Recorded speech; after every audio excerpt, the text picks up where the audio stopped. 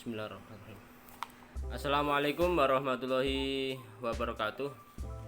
Ketemu lagi dengan kami di channel YouTube rifanfajrin.com.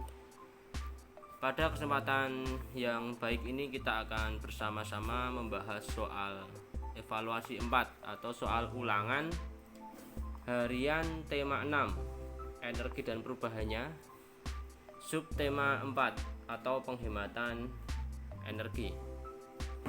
Kita mulai dari soal PPKN nomor 1 berikut ini yang termasuk kewajiban adalah titik-titik. Apakah A. mendapat air bersih, B. menghemat pemakaian air, C. merasakan manfaat listrik. Jawabannya adalah yang B. Yang termasuk kewajiban adalah menghemat pemakaian air, sedangkan mendapatkan air bersih dan merasakan manfaat listrik merupakan hak, ya. Nomor 2, menjaga kelestarian air merupakan kewajiban titik-titik. Apakah A. anak, B. semua orang, C. orang tua. Tentu saja adalah kewajiban dari semua orang, ya. Tidak hanya anak saja, tidak hanya orang tua saja, tidak hanya kewajiban dari orang kota saja, tidak hanya orang desa saja, tapi semua orang, ya, wajib menjaga kelestarian air. Sekarang kita lanjut ke soal nomor 3. Berikut ini hak yang diperoleh oleh setiap warga negara berkaitan dengan energi. Nah, ini hak, ya. Hak warga negara berkaitan dengan energi. Apakah A. mendapat pendidikan, B. hak mendapat bahan bakar minyak untuk memasak, C. hak memperoleh fasilitas kesehatan. Sudah jelas jawabannya adalah yang B, ya. Kalau yang A ini hak dalam bidang pendidikan, yang C ini hak memperoleh fasilitas kesehatan, ya. Sedangkan yang ditanyakan adalah hak untuk memperoleh bahan bakar yang berkaitan dengan energi. Ini bahan bakar minyak, ya. Sekarang nomor 4, maaf. Jika hak akan listrik telah diterima, maka setiap warga negara harus berkewajiban untuk A. Kalau kita sudah mendapatkan listrik, kewajiban kita adalah apa, ya? Apakah A. menghemat listrik, B. memanfaatkan listrik sepuasnya ini, atau C. merawat peralatan listrik, ya. Kewajiban kita selain membayar tagihan listrik setiap bulannya, kita harus menghemat penggunaan listrik, ya. Kemudian soal nomor 5, hak dan kewajiban harus dilaksanakan secara seimbang, ya. Jadi tidak timpang antara hak dan kewajiban. Kemudian 6, akibat tidak melaksanakan kewajiban menghemat listrik adalah titik-titik, ya. Tentu saja kita tagihan listriknya akan membengkak, ya. Kita akan membayar listrik dengan sangat mahal, ya, karena kita tidak menghemat listrik, ya. Selain itu adalah listrik ini merupakan, ya, energi yang terbatas juga, ya. Apabila semua orang ini memanfaatkan listrik dengan boros, yang menggunakan listrik dengan boros, maka akan cepat habis listrik ini. Sekarang nomor 7, berikut ini termasuk kalimat ajakan menghemat energi. Nah, ini yang merupakan kalimat ajakan yang mana? Nomor 7, ya. Ayo ke sekolah naik sepeda. B. mari kita sukseskan acara penanaman pohon. C. tanamlah tumbuhan di sekitar rumah kita, ya. Ini yang merupakan kalimat untuk menghemat energi adalah yang A. Ayo ke sekolah naik sepeda. Energi apa yang dihemat adalah energi bahan bakar minyak, ya. Kalau kita ke sekolah dengan naik mobil, apalagi mobil pribadi, ya, setiap siswa di antara orang tua dengan menggunakan mobil pribadi, maka ini merupakan salah satu bentuk kurang menghemat energi, begitu, ya, terutama energi bahan bakar. Lebih disarankan adalah kita menggunakan angkutan umum atau ke sekolah naik sepeda yang tidak membutuhkan bahan bakar. Nomor 8, matikan lampu dan peralatan yang tidak diperlukan. Kalimat di atas mengajak untuk menghemat energi. Nah, ini matikan lampu ini menghemat energi listrik, ya. Kalau dahulu lampu menggunakan minyak, ya, atau lampu teplok, ya, tapi kalau pada zaman sekarang ini kita sudah menggunakan listrik. Jadi matikan lampu dan peralatan yang tidak diperlukan ini yang dimaksud adalah peralatan elektronik, maka yang dihemat adalah energi listrik. Sekarang nomor 9, cara menghemat air yang tepat adalah titik-titik. A. Membuka keran air ketika menggosok gigi. B. Menyisakan air minum di gelas. C. Menggunakan air secukupnya di kamar mandi. Menghemat air yang tepat ini adalah menggunakan air secukupnya di kamar mandi ya. Kalau kita misalnya mandi cukup dengan 1 ember, maka kita tidak perlu menghabiskan sampai 3 ember begitu ya. Apalagi 1 bak mandi kita habiskan sendiri.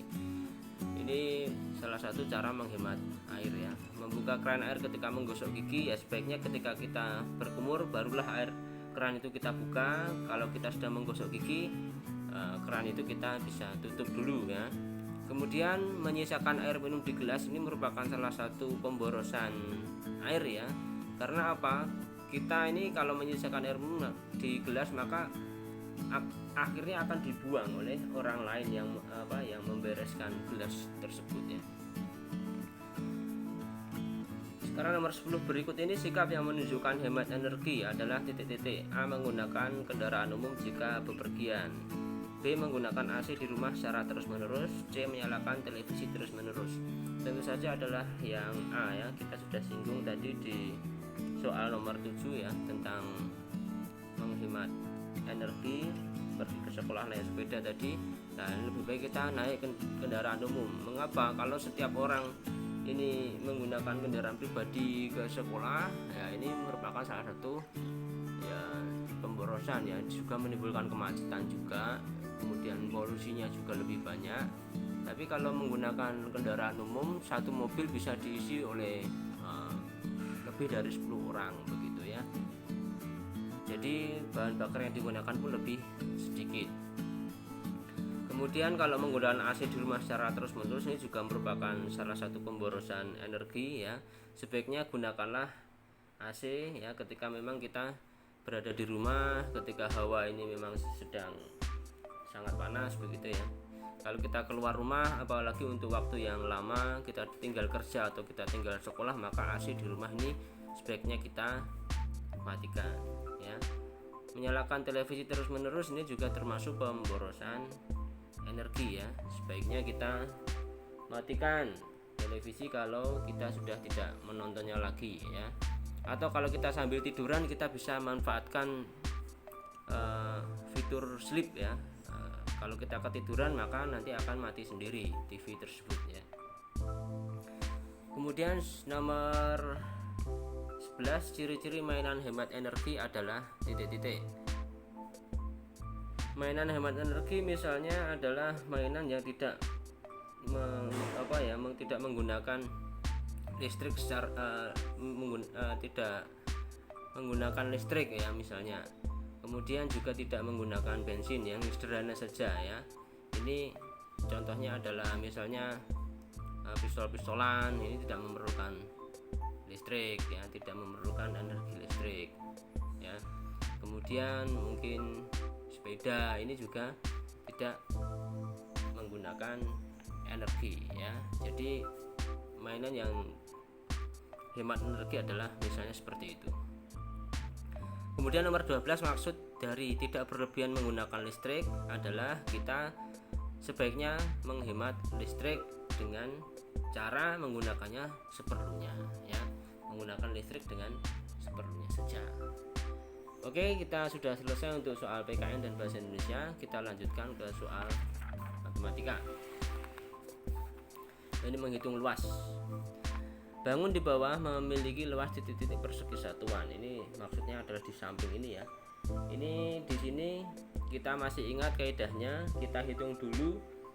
Untuk menghitung luas kita hitung dulu bagian yang penuh ya. Ini ada 1, 2, 3, 4. Kemudian setelah penuh kita cari yang lebih dari setengah. Yang lebih dari setengah tidak ada. Sekarang yang ini lebih dari setengah, ini ada 1, 2 ya, ini jadi kita kasih nomor 5 dan nomor 6. Lebih dari setengah itu kita hitung 1, dan yang kurang dari setengah itu kita abaikan, tidak kita hitung. Yang kurang dari setengah ada ini 1, 2, ini tidak kita hitung ya. Jadi ada 6 persegi satuan. Oke, cukup jelas. Kita lanjut ke soal nomor 14. Luas bangun di samping ini di bawah ya, kira-kira titik persegi satuan ya. Kita hitung lagi yang penuh hanya ada satu ya, tepat di tengah-tengah ini. Kemudian yang lebih dari setengah yang manakah? Ada 1, 2 ya. Kemudian yang kurang dari setengah bisa kita abaikan, 1, 2, 3, 4 ini kita abaikan. Jadi luasnya adalah kira-kira 3 persegi satuan. Baik, sekarang kita lanjut ke soal nomor 15. Luas bangun di bawah kira-kira titik persegi satuan. Ini ada yang penuh ada 1, 2, 3, 4, 5 ya. Kemudian yang lebih dari setengah ini tidak ada ya. Kemudian yang setengah ini kita cari pasangannya. Ada 1, 2, ini kita anggap nomor 6. Kemudian ini pas berpasangan dengan ini kita anggap nomor 7 ya. Jadi ada 7 persegi satuan ya. Pokoknya kalau setengah kita cari pasangannya sehingga menjadi satu satuan. Kalau lebih dari setengah kita bulatkan, kita hitung 1. Kalau kurang dari setengah ini bisa kita abaikan.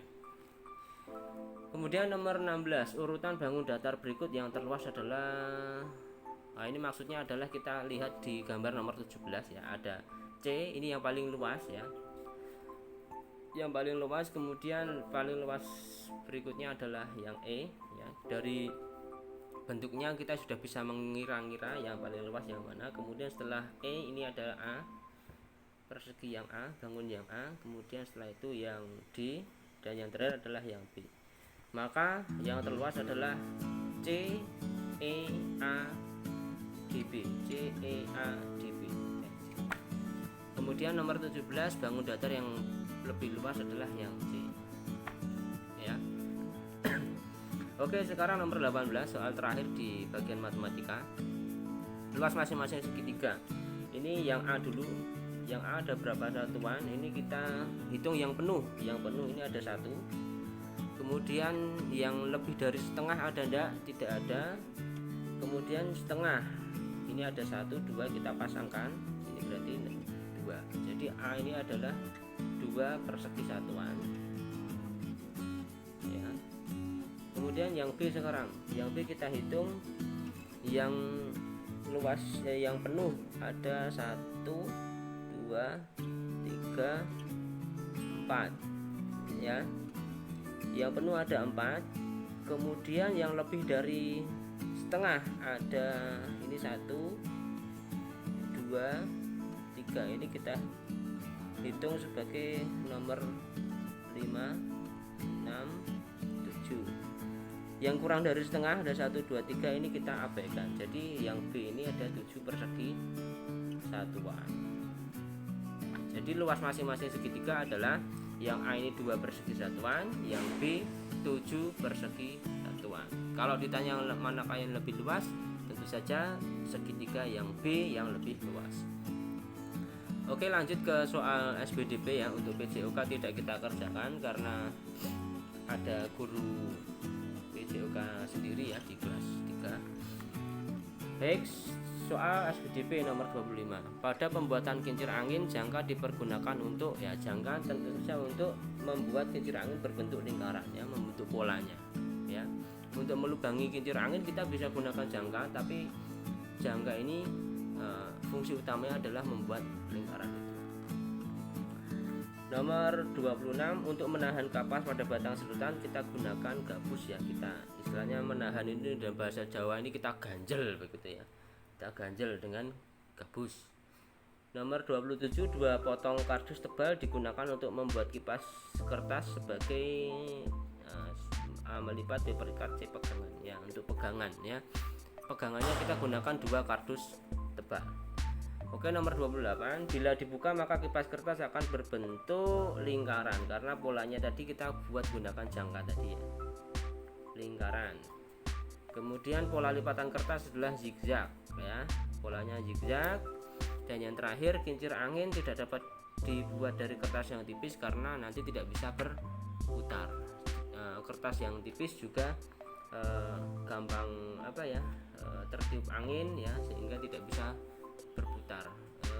Bahasa Jawanya apa ya, terlalu tipis itu apa, terlalu lemir begitu ya, tidak bisa berputar ya. Sebaiknya kita gunakan kertas yang agak tebal, misalnya kertas karton ya, kertas manila begitu. Tapi juga tidak terlalu tebal ya, jangan kita gunakan kardus ya bekas Indomie misalnya, ini tidak bisa berputar juga ya. Baik, demikian yang bisa saya sampaikan untuk kesempatan kali ini, pembahasan ulangan tema 6 subtema 4 ya. Mudah-mudahan bermanfaat sebagai bahan belajar kita bersama. Kalau ada kesalahan ataupun kekurangan, saya mohon maaf. Anda bisa sampaikan koreksinya di kolom komentar ya. Sampai jumpa lagi di video-video kami selanjutnya. Assalamualaikum warahmatullahi wabarakatuh.